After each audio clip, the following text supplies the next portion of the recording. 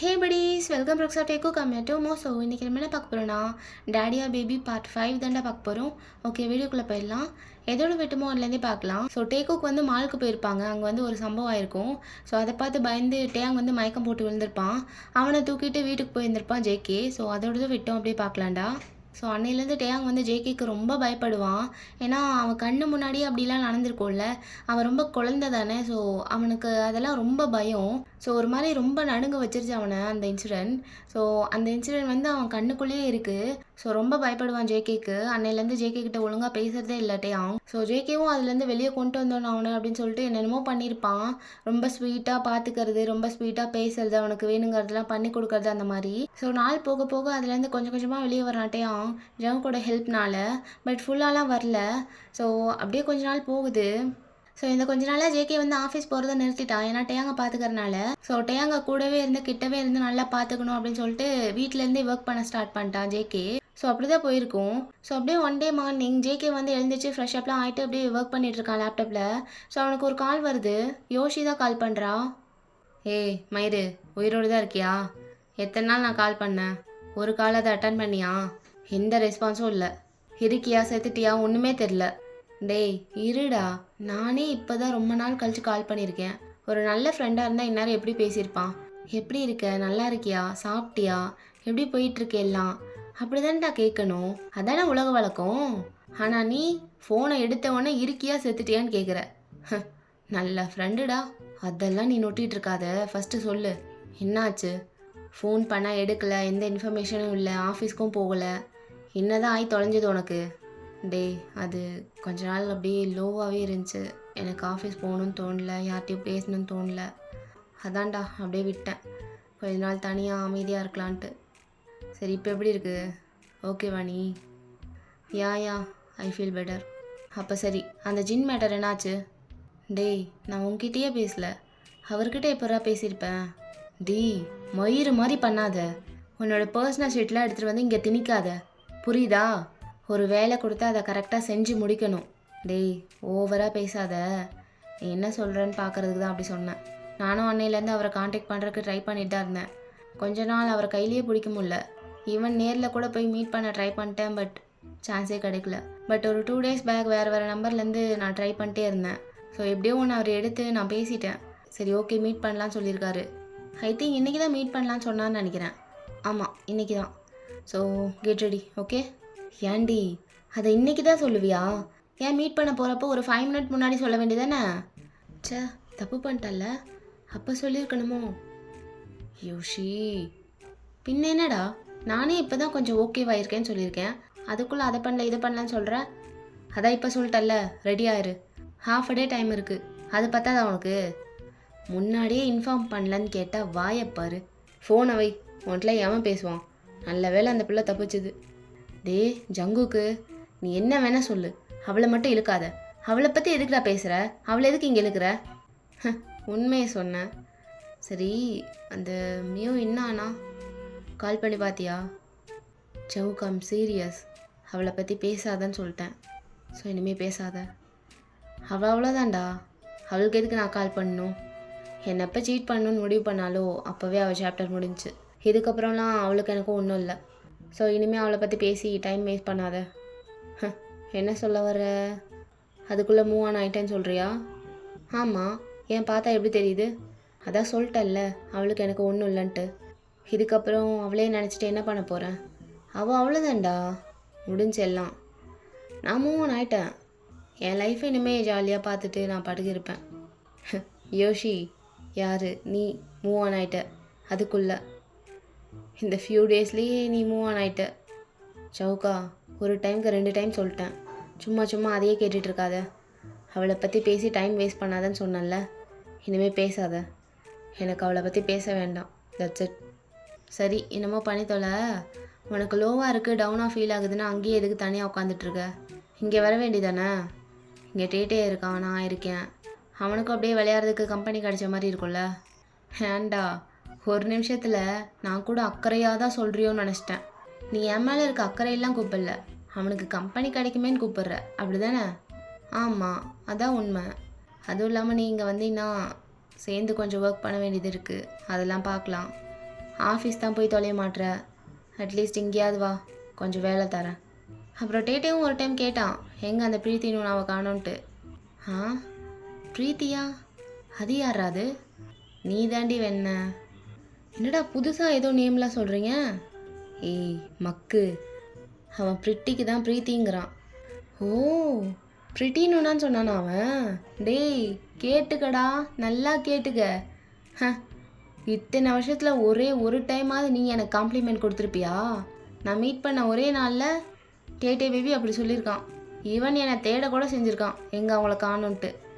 நீயும் தான் இருக்கியே, கால் பண்ண உன்னை இருக்கியா செத்துட்டியான்னு கேட்குற. உனக்கு அதை கேட்டதே பெருசு, மூட்டை ஃபோனை வை அப்படின்னு சொல்லிட்டு இருக்கும்போதே அந்த சைடு ஒரு சவுண்ட் வருது. பன்னி பன்னி அப்படின்னு சொல்லி டேட்டியை கூப்பிட்டுட்டே வந்துட்டுருக்கான். ஏய் யோஷி, டேட்டி எழுந்துச்சிட்டான் போல, சரி நான் போகிறேன் என்ன? ஆ சரி ஓகேடா, நானும் ஒரு ஈவினிங் போல் வந்துடுறேன் என்ன? சரி பாய் அப்படி சொல்லிட்டு ஃபோனை வச்சிட்றான். ஸோ ஜவுக்கு அப்படியே ஃபோனை டேபிளில் வச்சுட்டு அப்படியே திரும்புகிறான். ஸோ டேட்டே அப்படியே ஸ்டெப்ஸ் இறங்கி கீழே வந்துட்டுருக்கான். ஸோ கீழே வந்துட்டு இருக்கும்போதே ஜேகே வந்து அவன் முன்னாடி போய் நிற்கிறான்.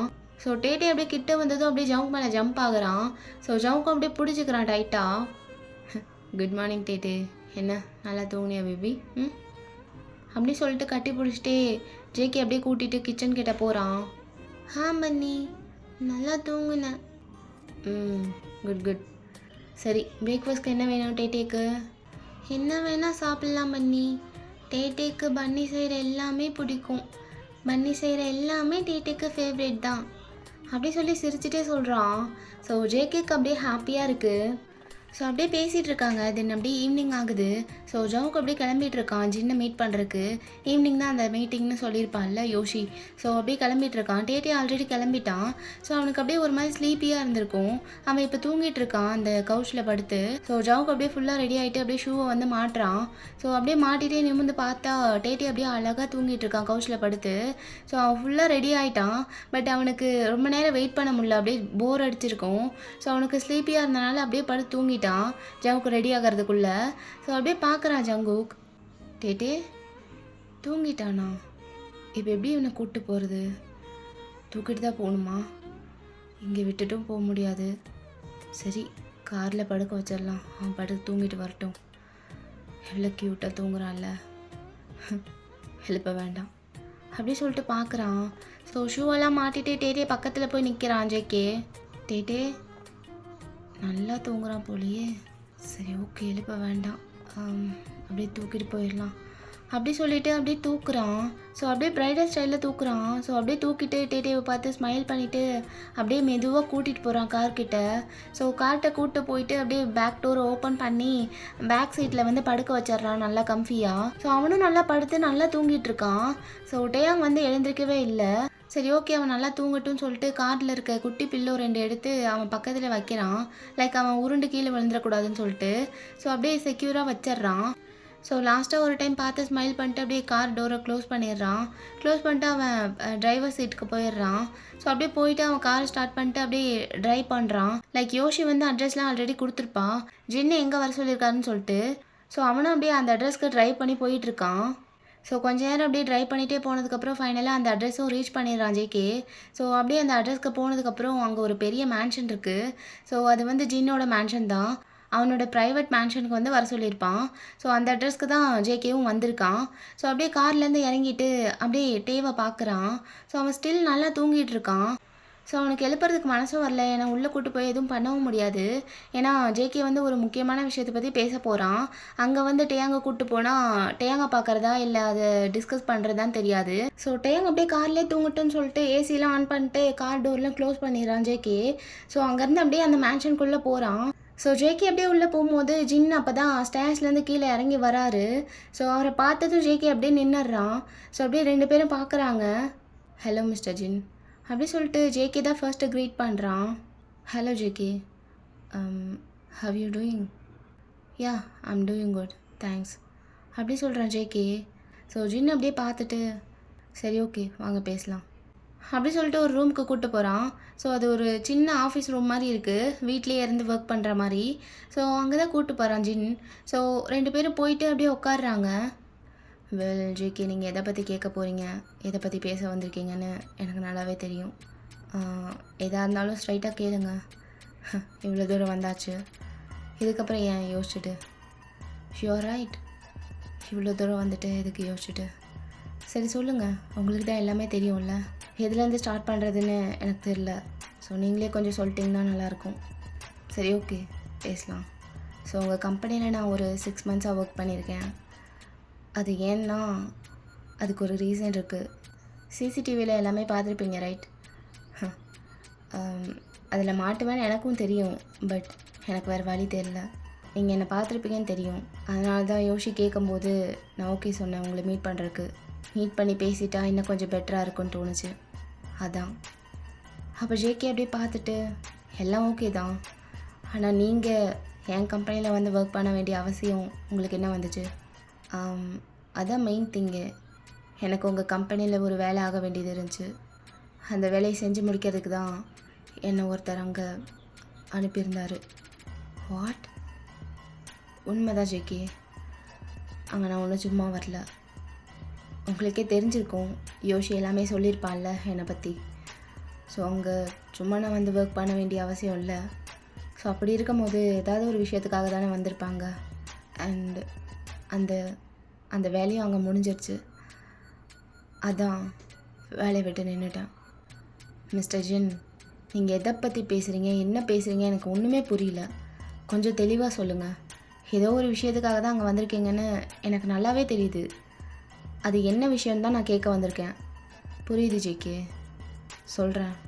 எல்லாத்தையும் ஸ்ட்ரைட்டாகவே சொல்லிடுறேன். என்னை ஒருத்தர் அங்கே அனுப்பியிருந்தாருன்னு சொன்னேன்ல, அது வேறு யாரும் இல்லை, மிஸ்டர் ஆரம். நீங்கள் இருக்க அதே இண்டஸ்ட்ரியில் நீங்கள் பண்ணுற அதே மார்க்கெட்டிங் பண்ணுற ஒரு ஆள். உங்கள் லெவலுக்கு தான் அவரும் இருக்கார். ஐ மீன் டாப் பொசிஷன் சொல்கிறேன். அந்தளவுக்கு இருந்தாலும் அவனுக்கு அது பத்தலை. நீங்கள் மேலே இருக்கிறது அவனுக்கு பிடிக்கல. ரீசெண்டாக உங்களுக்கு ஒரு பெரிய ப்ராஜெக்ட் கைக்கு வந்துச்சுல்ல, ஃபாரின் ப்ராஜெக்ட். யா, அதுக்கு என்ன? அது அவனுக்கு சுத்தமாக பிடிக்கல. ஏன்னா அவ்வளோ கான்ஃபிடெண்ட்டாக இருந்தான் அந்த ப்ராஜெக்ட் அவனுக்கு தான் வரும்ன்ட்டு. ஆனால் நீங்கள் இவ்வளோ ஈஸியாக தட்டி பறிச்சுட்டு போவீங்கன்னு அவன் நினச்சி கூட பார்க்கல. அது அவனால் பொறுத்துக்கவே முடியல. ஏற்கனவே நீங்கள் ரொம்ப ஈஸியாக டாப் பொசிஷனுக்கு வந்துட்டீங்கன்னு அவனுக்கு ரொம்ப கோவம். ஏன்னா அவங்க ரொம்ப வருஷமாக அந்த இடத்த தக்க வச்சிட்ருக்காங்க. ஆனால் நீங்கள் ஒரு 2 இயர்ஸ்க்கு முன்னாடி ஒரு புது ப்ராடக்ட் லான்ச் பண்ணீங்க. அந்த ஒரே ஒரு ப்ராடக்ட் லான்ச் பண்ணி அவ்வளோ சீக்கிரம் எல்லாத்தையும் அடித்து போட்டு மேலே வந்துட்டீங்க. அந்த மார்க்கெட்டிங் லெவலில் யாராலையுமே பீட் பண்ண முடியல. அதனாலேயே நிறைய பிஸ்னஸ் மேன்ஸ் உங்களுக்கு எதிரியாக ஆரம்பித்தாங்க. அதில் நம்பர் 1 ஆரம். நீங்கள் அந்த லெவலுக்கு அவ்வளோ சீக்கிரம் வந்ததே யாராலையும் பொறுத்துக்க முடியல. இதில் அந்த ஃபாரின் ப்ராஜெக்ட் வேறு நீங்கள் அசால்ட்டாக அடித்து தூக்கிட்டீங்க. அவ்வளோ பெரிய பெரிய கம்பெனிஸ் என்னென்னமோ பிளான் பண்ணிகிட்டு இருந்தாங்க எல்லோரும் அந்த ப்ராஜெக்டை டேக் ஓவர் பண்ணணுன்ட்டு. பட் நீங்கள் தட்டி தூக்கிட்டு போகவும் அது ஆரமால் ஏற்றுக்கவே முடியல. அது சுத்தமாக அவனால் ஏற்றுக்க முடியல. பேராசை யாரை தான் விட்டு வச்சுருக்கு இல்லை? அதான் என்னை ஒரு 6 மாதத்துக்கு முன்னாடி உங்கள் கம்பெனியில் ஜாயின் பண்ண சொன்னான். எதுக்குன்னா அந்த ப்ராஜெக்டோட முக்கியமான டாக்குமெண்ட்ஸ் அண்ட் நீங்கள் போட்டு வச்சிருந்த எல்லா பிளான்ஸும் அவனுக்கு தெரியணும்னு ஆசைப்பட்டான். அவ்வளோ பெரிய ப்ராஜெக்டை நீங்கள் ஹேண்டில் பண்ணுற அளவுக்கு உங்ககிட்ட என்ன இருக்குது? அந்த ப்ராஜெக்டை நீங்கள் எப்படி டேக் ஓவர் பண்ணீங்க, அந்த பிளான்ஸ் எல்லாமே அவன் தெரிஞ்சுக்கணும்னு ஆசைப்பட்டான். அந்த டீட்டெயில்ஸ் எல்லாமே என்னை கலெக்ட் பண்ணிட்டு வர சொன்னான். எனக்கு வேறு வழி தெரியல. நான் அதை பண்ணி தான் ஆகணும். அவன் சொல்கிறத நான் கேட்கலைன்னா பெரிய பெரிய பிரச்சனை ஆயிரும். அதனால தான் அவன் சொல்கிறதுக்கு எல்லாத்துக்குமே நான் ஒத்துக்கிட்டேன். ஏன்னா எனக்குன்னு ஒரு ரீசன் இருக்குது இது எல்லாத்தையும் பண்ணுறதுக்கு. சும்மா அவன் சொல்கிறதெல்லாம் கேட்கணும்னோ இல்லை அவன் பணம் கொடுக்கறத நான் வாங்கிட்டு இதெல்லாம் பண்ணணும்னு இல்லை. எனக்குன்னு ஒரு காரணம் இருக்குது இதெல்லாம் பண்ணுறதுக்கு. And I'm so sorry. இதனால் உங்களுக்கு எவ்வளோ லாஸ் ஆகும்னு எனக்கு நல்லாவே தெரியும். ஆனால் இதெல்லாம் ஏன் இவ்வளோ தைரியமாக உங்ககிட்ட கூப்பிட்டு சொல்லிகிட்டு இருக்கேன்னா அதுக்கு பின்னாடி ஒரு காரணம் இருக்குது அப்படின்னு சொல்லிட்டு ஜின் ஃபோன் எடுக்கிறாரு. எடுத்துகிட்டு அப்படியே ஃபோட்டோஸ்குள்ளே போகிறாரு. ஸோ ஒரு ஃபோட்டோவை அப்படியே கிளிக் பண்ணிட்டு அப்படியே ஜேகே கிட்ட காட்டுறாரு. இது யாருன்னு தெரியுதா அப்படின்னு சொல்லி காட்டும்போது ஜேகே அப்படியே ஒரு மாதிரி பார்க்குறான். ஷாக்காக இருக்குல்ல? எஸ், டேயாங் என்னோட பிரதர், கூட பிறந்த பிரதர். அவனுக்காக தான் இது எல்லாமே பண்ணிகிட்ருக்கேன். எனக்கு வேறு வழி தெரியல ஜேகே, எனக்கு வேறு வழி தெரியல. எனக்குன்னு இருக்கிறது டேயாங் மட்டும்தான். என் ஃபேமிலின்னு சொல்லிக்க என் டேயாங் மட்டும்தான் இருக்கான் என் கூட. ஆல்ரெடி கொஞ்சம் ப்ராப்ளம்னால அவன் கொஞ்சம் வருஷமாகவே என்கிட்ட பேசுகிறதில்ல. அவன் தனியாக போயிட்டான். என்னை நான் பார்த்துக்கிறேன், என்னை எனக்கு பார்த்துக்க தெரியும், என்னை யாரும் பார்க்க வராதீங்க, என்கிட்ட பேசாதீங்கன்னு சொல்லிட்டு எல்லாத்தையும் உதறி தள்ளிட்டு போயிட்டான். நான் எவ்வளவோ ட்ரை பண்ணேன் அவன்கிட்ட பேசுகிறதுக்கு, ஆனால் அவன் கொஞ்சம் கூட ரெடியாகவே இல்லை. நான் சொல்கிறத கேட்குறதுக்கு அவன் ஒரு நிமிஷம் கூட தயாராக இல்லை. அதுலேருந்தே என்னால் இன்னும் வெளியே வர முடியல. இப்படி இருக்க என் லைஃப்குள்ளே ஆரம் வந்தான். அவ்வளோதான். இருந்த கொஞ்ச நஞ்ச நிம்மதி எனக்கு போயிடுச்சு. எனக்கும் டேயாங்க்கும் நடந்த ஒரு விஷயம் அவனுக்கு தெரிஞ்சிருக்கு. அந்த விஷயத்த நான் டேயாங்க்கு தெரியக்கூடாதுன்னு நான் ரொம்ப வருஷமாக மறைச்சிருக்கேன். அந்த சீக்ரெட்டை வச்சுக்கிட்டு ஆரம் அவனை என்கிட்டேருந்து மொத்தமாக பிரிச்சிருவேன்னு மிரட்டுறான். எனக்கு வேறு என்ன பண்ண முடியும்? என்னால் வேறு எதுவுமே பண்ண முடியாது. ஏன்னா நான் சொன்ன மாதிரி டேயாங் எனக்கு முக்கியம். அவன்தான் எனக்கு முக்கியம். அவனோட ஹேட்டை இதுக்கு மேலே தாங்கிறதுக்கு எனக்கு ஸ்ட்ரென்த் இல்லை. என்னோட டேயாங் எனக்கு வேணும். என்னோட பழைய டேயாங் எனக்கு வேணும். அது வேணும்னா நான் இதெல்லாம் பண்ணி தான் ஆகணும். ஏன்னா அந்த விஷயம் மட்டும் டேயாங்க்கு தெரிய வந்துருச்சுன்னா அவன் என்னை மொத்தமாக வெறுத்துருவான். என் மூஞ்ச ஒரு டைம் கூட பார்க்க மாட்டான். அதுக்கப்புறம் அவன் வாயிலேருந்து அண்ணான்னு ஒரு வார்த்தை கூட வராது. நான் பேசுறதுலே தெரிஞ்சிருக்கும்ல உங்களுக்கு டேயாங் இந்தளவுக்கு எனக்கு முக்கியம்னு. டேயாங்க்காக தான் இது எல்லாமே பண்ணிகிட்ருக்கேன். எனக்கு வேறு வழி தெரியல ஜேகே. ப்ளீஸ் உங்களை கையை எடுத்து கும்பிட்றேன். இந்த டாக்குமெண்ட்ஸ் மட்டும் எனக்காக விட்டு தந்துடுங்க ப்ளீஸ். தயவு செஞ்சு இதை மட்டும் எனக்காக பண்ணுங்கள். இப்படி உங்களை கூப்பிட்டு உண்மையெல்லாம் சொல்லாமல் இருந்தால் நீங்கள் கண்டிப்பாக இதுக்கு எதிராக ஆக்ஷன் எடுப்பீங்க. அப்படி ஏதாவது ஒன்று ஆச்சுன்னா ஆரம் என் வாழ்க்கையிலையும் டேயாங் வாழ்க்கையிலும் தான் விளையாடுவான். அது எனக்கு வேண்டாம். அதை நான் ஸ்டாப் பண்ணணும்னா இதெல்லாம் பண்ணி தான் ஆகணும். ப்ளீஸ் புரிஞ்சுக்கோங்க. என்னோடய லைஃப் ஆல்ரெடி ஹெல் மாதிரி தான் இருக்குது. என் டேயாங் எனக்கு ரொம்ப ப்ரீஷியஸ். அவனையே இழந்துட்டேன்னா அதுக்கப்புறம் இழக்கிறதுக்கு என் வாழ்க்கையில் ஒன்றுமே இல்லை. உங்களுக்கு புரியும் நம்புகிறேன். அப்புறம் இன்னொரு விஷயம், ஆரமும் டேயாங்கும் சின்ன வயசுலேருந்தே திக் ஃப்ரெண்ட்ஸ். ஆனால் கொஞ்சம் மிஸ் அண்டர்ஸ்டாண்டிங்னால கொஞ்சம் வருஷத்துக்கு முன்னாடி அவங்க பிரிஞ்சுட்டாங்க. ஆரம்க்கு அதனால் இன்னும் கோவம். இன்ஃபேக்ட் ஆரமோட கம்பெனி இந்த பொசிஷனில் இருக்குது. அப்புறம் ஆரம் இந்த அளவுக்கு வளர்ந்துருக்கான்னா அதுக்கு முக்கால்வாசி காரணம் டேயாங் தான். டேயாங் நைட்டும் பகலுமா ஆரமோட பிஸ்னஸ்க்காக எவ்வளவோ ஹெல்ப் பண்ணியிருக்கான். ஆனால் அதெல்லாம் பெருசாகவே தெரில ஆரம்க்கு. அவங்களுக்குள்ளே ஏற்பட்ட மிஸ் அண்டர்ஸ்டாண்டிங்னால ஆரம்க்கு இருந்த ஈகோ இன்னும் அதிகமாயிருச்சு. அதனாலேயே அதுக்கு எல்லாத்தையும் சேர்த்து வச்சு என்னை பழி வாங்குறான். அவன் சொல்கிறத மட்டும் நான் பண்ணலைன்னா என்னையும் நிம்மதியாக விட மாட்டான், டேயாங்கையும் நிம்மதியாக விட மாட்டான். டேயாங்காக மட்டும்தான் இது எல்லாத்தையும் நான் பண்ணிகிட்ருக்கேன். அப்புறம் ஜேகே, டேயாங்கை கொஞ்ச நாளாக நீங்கள் தான் டேக் கேர் பண்ணிக்கிறீங்கன்னு எனக்கு தெரியும். யோஷி கால் பண்ணியிருந்தப்போ எல்லாமே சொல்லிட்டா. அப்புறம் அதுக்கு முன்னாடி கூட டேயாங் உங்கள் கம்பெனிக்கு வேலை தேடி வந்தான்னு அன்னைக்கு நான் டாக்குமெண்ட்ஸில் எடுக்க வந்தப்போ தெரிஞ்சுது. ஆனால் நான் இருந்த ரஷ்ல அது டேயாங்கா இல்லையான்னு கூட தெரில. அது டேயாங் தானான்னு தெரிஞ்சுக்கிறதுக்கு ஃபோட்டோ எடுத்து வச்சுக்கிட்டேன். அதுக்கப்புறம் வீட்டுக்கு வந்துட்டு தான் பார்த்தேன் அவனோட ரெஸ்யூமை. ஆக்சுவலி இத்தனை வருஷமாக அவன் என்னை விட்டு பிரிஞ்சிருக்கனால அவன் என்ன பண்ணுறான், அவன் லைஃப்பில் என்ன போகுது, அவன் எதெல்லாம் ஃபேஸ் பண்ணுறான் எதுவுமே எனக்கு தெரியாது. அவன் ரெஸ்யூமை பார்த்ததுக்கப்புறம் தான் தெரியும் அவன் இத்தனை நாளாக என்னென்ன பண்ணிகிட்ருக்கான்னு கொஞ்சம் கொஞ்சம் தெரிய வந்தது. அதுக்காக தான் அவனோட ரெஸ்யூமை அன்றைக்கி ஃபோட்டோ எடுத்தேன். அப்புறம் யோசி சொன்னான் நீங்கள் எவ்வளோ நல்லா அவனை பார்த்துக்கிறீங்கன்ட்டு. Thank you so much JK. உங்களுக்கே தெரியாமல் நீங்கள் எனக்கு பெரிய ஹெல்ப் பண்ணிகிட்ருக்கீங்க. உங்களுக்கு எவ்வளோ தேங்க் பண்ணாலும் அது பத்தவே பத்தாது. இவ்வளோ நேரம் நான் பேசுகிறதெல்லாம் கேட்கணுன்னு கூட உங்களுக்கு அவசியம் இல்லை. பட் பொறுமையாக உட்காந்து என்னை லிசன் பண்ணதுக்கு தேங்க்யூ ஸோ மச். அப்புறம் டேயாங் லில் ஸ்பேஸில் இருக்கும் போது டீல் பண்ணுறது அவ்வளோ ஈஸி இல்லை. ஸோ அது ரொம்ப கஷ்டமாக இருக்கும்னு எனக்கு தெரியும். இவ்வளோ நாள் எதையுமே எதிர்பார்க்காம இவ்வளோ ஹெல்ப் பண்ணதுக்கே நான் என்ன பண்ண போகிறேன்னு தெரில. பட் உங்களை கெஞ்சி கேட்டுக்கிறேன், இன்னும் கொஞ்ச நாள் மட்டும் அவனை டேக் கேர் பண்ணிக்கோங்க ப்ளீஸ். ஏன்னா இன்னும் கொஞ்ச நாளில் இந்த பிரச்சனையெல்லாம் முடிஞ்சிடும். ஆரம்பிட்ட உங்கள் பிளானிங்கும் அந்த டாக்குமெண்ட்ஸ் எல்லாத்தையும் கொண்டு போய் சேர்த்துட்டா அதுக்கப்புறம் அவன் டிஸ்டர்ப் பண்ண மாட்டான். I hope so. அப்புறம் எல்லா பிரச்சனையும் முடிவுக்கு வந்துடும். ஸோ அதுக்கப்புறம் நான் டேயாங்கை கூப்பிட்டு வந்துக்கிறேன்.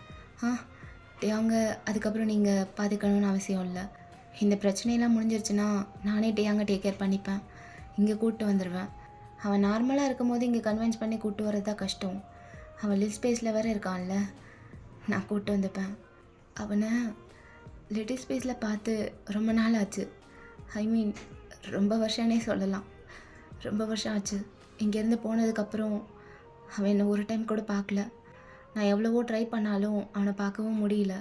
என் கூட என் டேயாங் இருந்தப்போ அந்த லில் ஸ்பேஸில் வரும்போதெல்லாம் அவ்வளோ க்யூட்டாக இருக்கும். அவன் எப்போல்லாம் லில் ஸ்பேஸ்க்கு வருவான் இருக்கும், அவ்வளோ க்யூட்டாக இருப்பான்.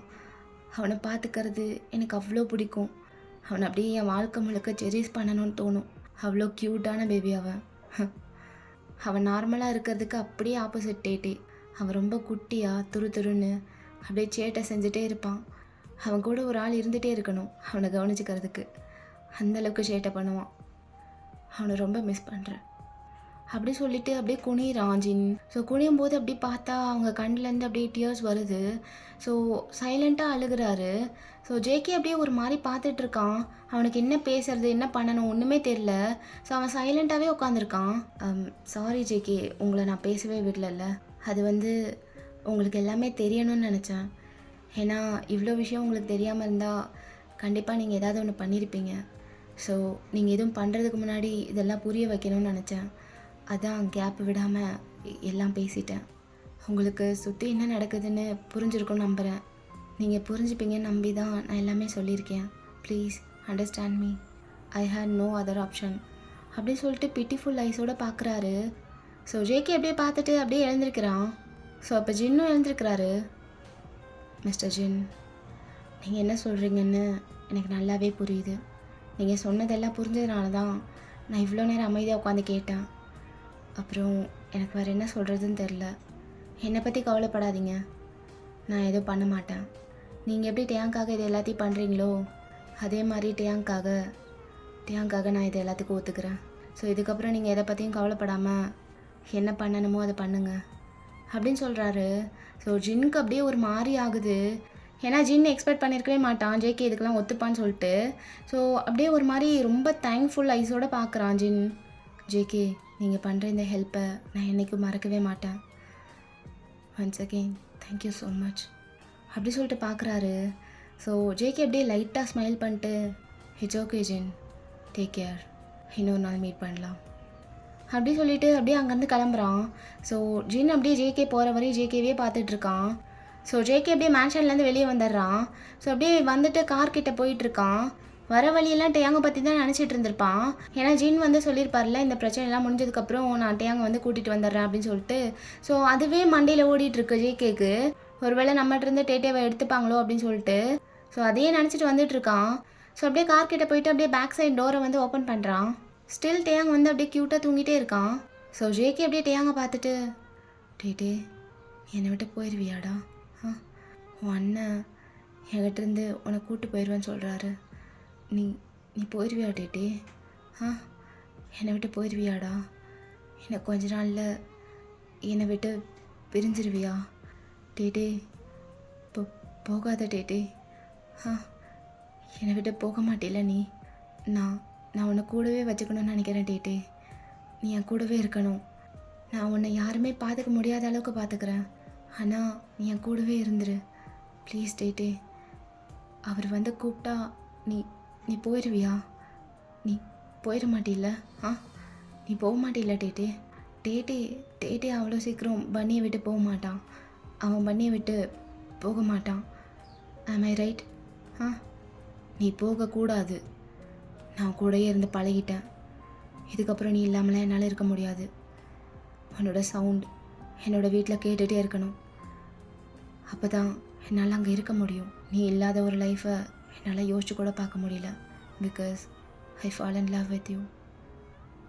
ஐ லவ் யூ டேட்டே அப்படின்னு சொல்லும்போது டேங் அப்படியே சடனாக கண்ணை முடிச்சிடுறான். ஸோ முடிச்சுட்டு அப்படியே எழுந்திரிச்சு உட்காடுறான். ஸோ ஜேகேவை அப்படியே பார்க்குறான் ஒரு மாதிரி. ஜங்குக்கு செம்ம ஷாக்கு. அப்படியே ஒரு மாதிரி பார்க்குறான் பயந்த மாதிரி. ஏன்னா டேங் தூங்கிட்டு இருக்கான்னு நினச்சி தான் இதெல்லாம் சொல்லியிருப்பான். பட் டேங் அதை சொல்லி முடிக்கவும் அப்படியே சடனாக எழுந்திரிச்சு உட்காந்து பார்க்குறான் ஜங்குக்கை. ஸோ ரெண்டு பேரும் மாற்றி மாற்றி பார்த்துட்ருக்காங்க. சரி ஓகேடா, இந்த பாட்டு அப்படியே முடிச்சுக்கலாம். நெக்ஸ்ட் பார்ட் சூன் போடுறேன். Love you all. இந்த பாட்டு எப்படி இருந்துச்சுன்னு மறக்காமல் கமெண்ட் பண்ணுங்கள். டாட்டா பாய். வரட்டா மாமே.